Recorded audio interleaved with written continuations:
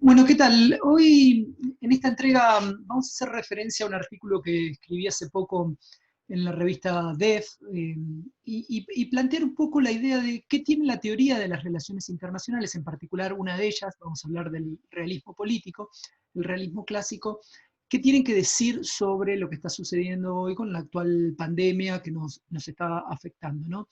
Y en esa revista arranco planteando la idea de si la expansión global del COVID-19 y la reacción que han tenido los diferentes estados ante el coronavirus plantean la posibilidad de que se altere o no el actual sistema internacional. A ver, nos planteamos si la pandemia va a traer mayor cooperación en el ámbito internacional o por el contrario planteo la idea si va a haber mayor aislamiento internacional, mayor aislamiento entre los países. Una suerte de algo que planteamos en el artículo, fronteras cada vez más altas, ¿no? Y nos vamos haciendo diferentes interrogantes que nos fueron planteando este artículo y la actual situación. Y yo recuerdo en su célebre libro, Jano y Minerva, Hoffman planteaba si la disciplina de las relaciones internacionales son una ciencia netamente norteamericana. Uno puede decir que más de 30 años después esa pregunta incluso sigue siendo abierta. Y el realismo político, si se quiere, ha sido la teoría de nuestra disciplina que durante mayor tiempo ha explicado las características del sistema internacional. Quizás haya sido también la responsable de las mayores virtudes que tiene nuestra disciplina, pero también la de los mayores problemas. Y a pesar mismo de, en el artículo yo planteo que no adhiero a la teoría realista, vamos a tratar de hacer un análisis de la situación actual a partir de una mirada del realismo político. Y podemos decir que la escuela realista de la política internacional ciertamente no dedica su atención al tema de las pandemias, en este caso el COVID-19. A decir verdad, muy pocas teorías, casi ninguna, lo hacen.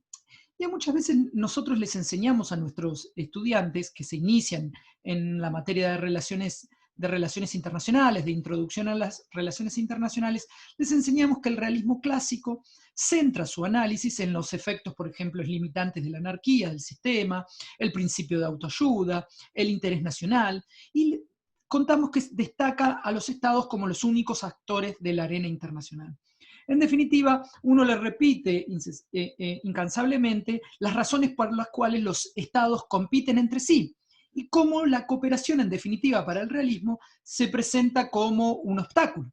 Ahora bien, ¿qué tiene que decir el realismo sobre, por ejemplo, en quedarnos a trabajar en nuestras casas? ¿Qué tiene que decir el realismo sobre mejorar las condiciones de los sistemas de salud de los países? ¿Acaso el realismo podría decir algo sobre la actual pandemia? Y en efecto, un realista siempre va a procurar por su interés personal. Por lo tanto, pedirle a un realista que se quede en su casa en un contexto de crisis sería sumamente utópico. En efecto, uno se pregunta si deberíamos pedirles al realismo y por lo tanto a los centros de poder, al mainstream estadounidense, una respuesta a la actual situación. A ver, el brote del coronavirus ofrece un planteo nuevo. Por ello es que propongo salir de una mirada más reflectivista, más crítica, y plantearnos sobre esta mirada del realismo clásico. Y a un realista clásico yo le recomendaría releer a Tucídides, ¿no? Uno de los autores clásicos del realismo político, por ejemplo, en su obra de la Guerra del Peloponeso, si se quiere uno de los textos, o el texto fundador de la teoría realista, y recordar la plaga que azotó Atenas allá por el 430 a.C., que mató a casi un tercio de la población de la antigua ciudad-estado. Entonces, plantear si encontramos en ese dato, en esa obra, estas características que están sucediendo. ¿Acaso observar si el realismo como teoría predominante de las relaciones internacionales podría decir algo sobre la situación actual? Y claramente cuando hablamos de esto tenemos que hablar de un regreso del Estado, ¿no? Uno encuentra varias respuestas ante esta crisis, ¿no? La primera es que los Estados, si se quiere, desde la mirada realista, siguen siendo los actores principales del sistema internacional. A pesar de que muchos nosotros somos detractores de esta idea de que los estados, sostenemos, empiezan a ser cada vez menos relevantes en los asuntos internacionales y que su soberanía está disminuyendo por la acción, por ejemplo, de los actores no estatales, ¿sí? Sin embargo, cuando surgen problemas como el COVID-19, la ciudadanía busca ante todo que el Estado los resguarde. De hecho, no se observan ciudadanos pidiendo a las Naciones Unidas, a la Unión Europea, a cualquier multinacional que los salven del coronavirus. Claramente, por ejemplo, el ciudadano estadounidense le pide ayuda a Washington.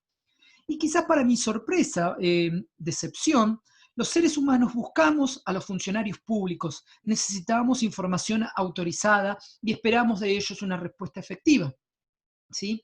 Que pareciese solamente los estados pueden dar.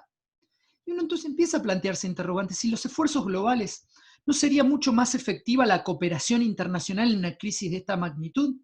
Uno podría, para responder a esto, cabría preguntarse, ¿acaso China actuó de manera cooperativa o más bien siguió una de las clásicas premisas realistas de autoayuda? Es interesante porque en un artículo reciente de Stephen Walt, él señala que los estados siguen siendo los actores centrales del mundo contemporáneo. Y lo interesante es que el coronavirus está proporcionando un vívido recordatorio de eso. Un segundo interrogante está más asociado, sí, a los estados, ¿sí? Que nos obliga a detenernos en el accionar de los actores estatales que interactúan en el sistema internacional. En primer lugar, uno tiene que referenciar a lo que hizo China. Su política ante el coronavirus fue netamente realista.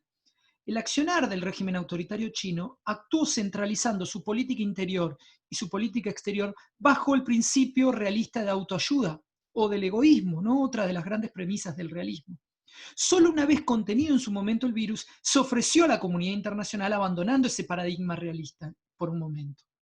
Europa.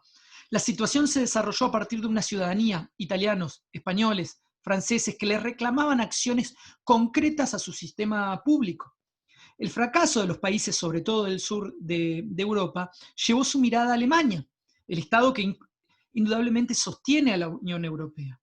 En principio, el accionar alemán fue netamente irrealista, al señalar que su sistema de salud está en condiciones de atender sus casos propios y que no está de acuerdo en que un trabajador industrial alemán deba pagar con sus impuestos los problemas de los países que no han invertido en salud o que no han invertido sus recursos correctamente. A ver qué pasó en el caso de los Estados Unidos. Era de esperar que su accionar estuviese condicionado a su interés nacional, más aún en tiempos electorales y con un presidente que muchas veces nos escapa incluso a la lógica de los internacionalistas. La administración de Trump es realista si en tiempo de crisis su ciudadanía automáticamente se dirige a su comandante en jefe. Es interesante, según la última encuesta realizada por Gallup, el 60% de los estadounidenses aprueba el manejo que está haciendo el presidente sobre la crisis del coronavirus. Y esto cabe recordar que luego de los atentados del 11 de septiembre, el 80% de los estadounidenses daban su apoyo a la administración de Bush. Ahora bien, uno se plantea si este no sería el momento ideal para la cooperación internacional. Y la necesidad de respuestas efectivas contra el coronavirus es cierta y urgente. Respuestas que van a surgir a partir de prácticas globales. Y eso sería un proceso mucho más rápido si los estados compartiesen información, compartiesen tecnología entre sí. Desafortunadamente, el realismo nos recuerda que lograr cooperación en un asunto sumamente complejo como este y difícil es poco probable. ¿Por qué? Porque los estados cooperan solo cuando les interesa. Y aquí nos planteamos, ¿acaso China no lo hizo de esta manera? No creo, pues, que los estados hagan un esfuerzo significativo por ayudarse mutuamente. Incluso, desde una premisa realista, dudo que en caso de cooperación la respuesta colectiva en definitiva termine siendo efectiva. Y esto nos plantea la idea de, como señala esta filmina, fronteras cada vez más altas. ¿Qué significa? Que si la pandemia no disminuye sus efectos rápidamente, como sí lo hizo el síndrome respiratorio agudo severo, el SARS, la gripe aviar, la fiebre porcina, las respuestas desde el paradigma realista será indefectiblemente la tendencia hacia una desglobalización, ¿no? Esta histórica búsqueda de un enemigo que tiene el realismo, en este caso, esa búsqueda de aquellos que pregonaron en su momento por un mundo plano y sin fronteras, se va a terminar traduciendo bajo el fundamento realista en torno a fronteras cada vez más altas. Me permito traer a colación a un neorrealista, en este caso como Kenneth Walt, que sostenía claramente, ¿no?, este imperativo interno es especialízate y el imperativo internacional es cuídate. Eso es una clara premisa realista. Seguramente un realista ortodoxo nos diría que un mundo interdependiente, los problemas que se suceden entre las naciones en un contexto anárquico aumentan de manera mucho más rápida, en definitiva, que la posibilidad que van a tener los estados para poder resolverlos. A ver, en los cursos de grado, de introducción a las relaciones internacionales y en relación, por ejemplo, a los debates entre idealistas y realistas, se les enseñan a los alumnos que los primeros sostienen que aumentar la interdependencia se presenta como una fuente para derivar las rivalidades. Los segundos, los realistas por su parte, dirán que la interdependencia es una fuente en definitiva de vulnerabilidad y por lo tanto es un foco de conflicto. Por todo esto que uno sostiene que el coronavirus se presenta como una razón perfecta para que los estados limiten la cooperación. Y esta teoría del realismo considera que la globalización ha hecho que el sistema internacional sea más vulnerable ante las crisis que se suceden, como la que planteamos del coronavirus. Por eso sostengo como conclusión, me pregunto si hay algo que pudiese revertir una mirada pesimista del sistema internacional como la tiene el realismo. Y es poco probable si se la pedimos al paradigma realista.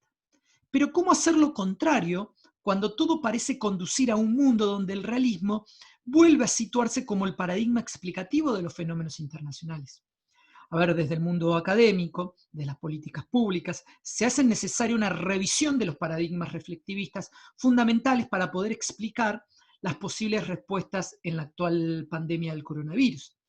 La dicotomía, en definitiva, internacionalista parece estar dada entre el interés nacional versus la globalización. Y de hecho no creo que las preocupaciones a las que están haciendo frente los estados los lleven, en definitiva, a ayudarse mutuamente. Es decir, que los lleven a abordar en conjunto este problema global. Y vamos a traer a un clásico del realismo como Jean Morgenthau, donde él señalaba que el realismo, en definitiva, rehúsa identificar las aspiraciones morales de una nación determinada con las leyes morales que rigen el universo. Por ello, sostenía Morgenthau, que el concepto interés definido en términos de poder es aquello que en definitiva va a salvar a los estados de cualquier exceso moral. A ver, vamos a decir que el realismo como teoría tiene varias deficiencias, pero seamos claros, las fronteras entre los estados se están volviendo un poco y cada vez más altas.